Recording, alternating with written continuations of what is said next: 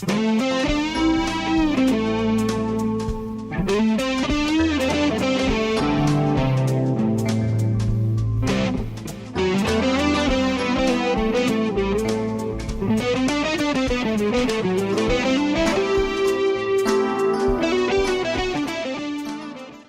amigos, bienvenidos a este cuarto número de esta sección.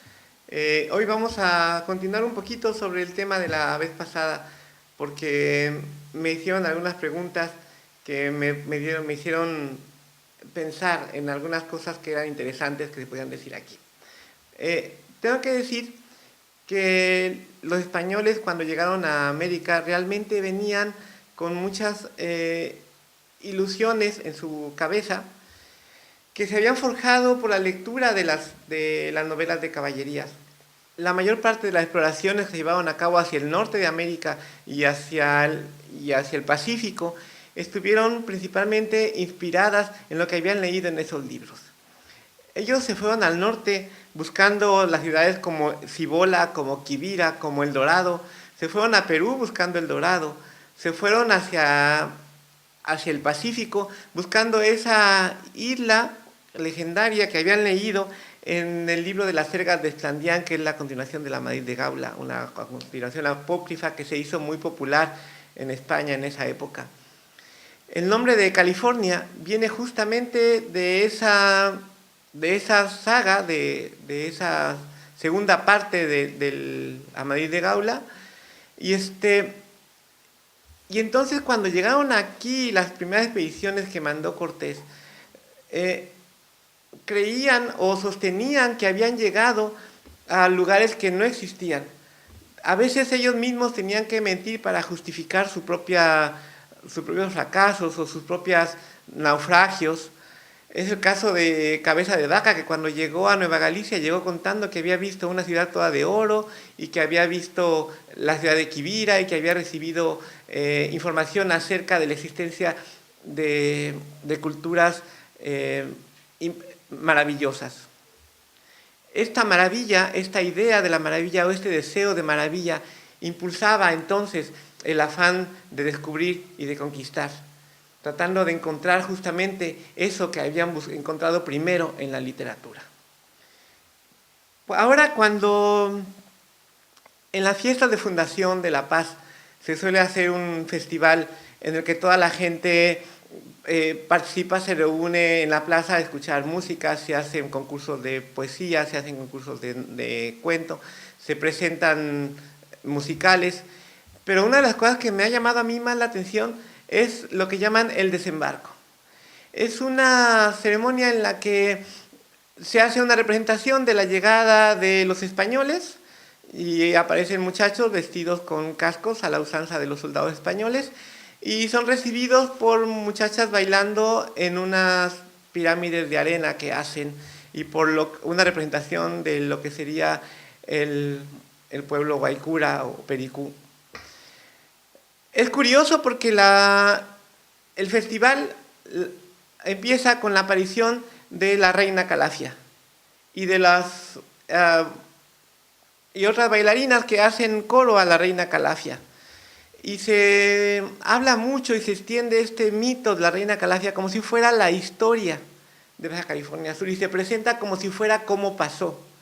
En realidad nunca hubo tal desembarco de esa manera, ni nunca hubo una recepción de los nativos surcalifornianos así a los soldados españoles.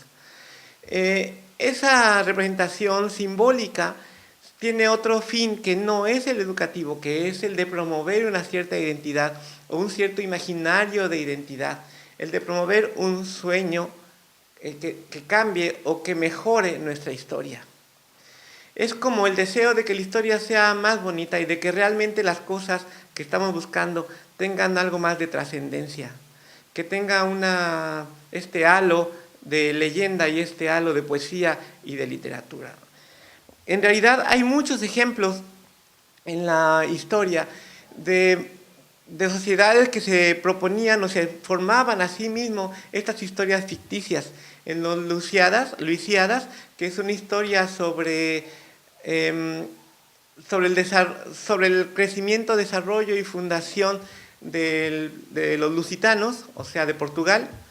Se habla o se insiste mucho en el origen de los lusíadas como descendientes directos de Rómulo y Remo, para afincarlos en la cultura romana, en la cultura latina que ellos admiraban. Lo curioso es que esta historia del Rómulo y Remo era un invento de los romanos para afincarse ellos mismos en la cultura helenística, en la cultura helena, que era la que ellos admiraban. Entonces, siempre hay un intento de hacer una historia mejorada, una historia que no cuente justamente la verdad, sino que cuente una versión mejor de nuestros recuerdos. En México, por ejemplo, los aztecas, cuando Tlacael subió al poder, hicieron quemar todos sus libros de historia y volvieron a escribir toda su historia y fundaron esta noción mágica de la peregrinación con la profecía y todo esa leyenda que ahora nosotros no sabemos acerca del águila posada en un nopal, devorando una serpiente, que señalaba el lugar mágico donde ellos tendrían que fundar su ciudad porque era el centro del mundo. Así que Tenochtitlán se finca como el centro del mundo por un cambio en su propia historia.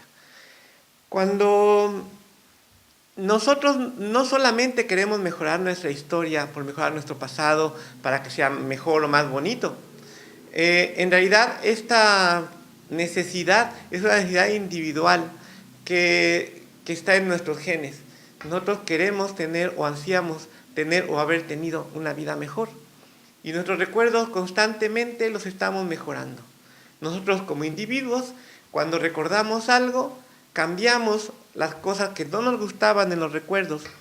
Y si nos parece mejor ser la víctima, nos hacemos la víctima en un problema que nos pasó. Si nos queda mejor el papel de malvado, nos hacemos los malvados y entonces cargamos con culpas que no tenemos. O a veces, cuando algo no nos gusta de lo que pasó, simplemente modificamos esos recuerdos y ni siquiera nos damos cuenta. Cuando nosotros pensamos que nuestros recuerdos son así, pensamos, esto fue así, porque así lo recuerdo, así que así pasó. Y nos convencemos a nosotros mismos de que los recuerdos son la verdad, cuando en realidad hemos inventado una buena parte de nuestros recuerdos. Esto es muy importante porque significa que nuestros recuerdos, la historia misma, la historia de nuestra sociedad, de nuestra cultura, nuestra historia cultural, nuestra propia historia individual, en realidad tiene mucho de ficción. La ficción es muy importante porque nosotros, para poder determinar nuestro propio yo, nuestra propia existencia, lo que hacemos es narrarnos nuestra existencia y nos gusta que esta narración esté bonita. Por eso es que mejoramos nuestros recuerdos. Esto hace que la literatura y los recuerdos tengan realmente no muchas diferencias. Hay una gran cantidad de rasgos de semejanza entre nuestros recuerdos y los cuentos, las narraciones, las leyendas. Esta narración que nosotros hacemos a nosotros mismos para decirnos yo soy, es nuestro propio cuento personal. No hay mucha diferencia entre los recuerdos y las ficciones literarias. Entonces, por eso es que para mucha gente, la literatura, las cosas que lee, las cosas que le llegan de oídas o que le cuentan, resultan a veces más reales que la vida real, porque son simplemente más intensas. Y con esto los dejo. Muchas gracias por escucharme.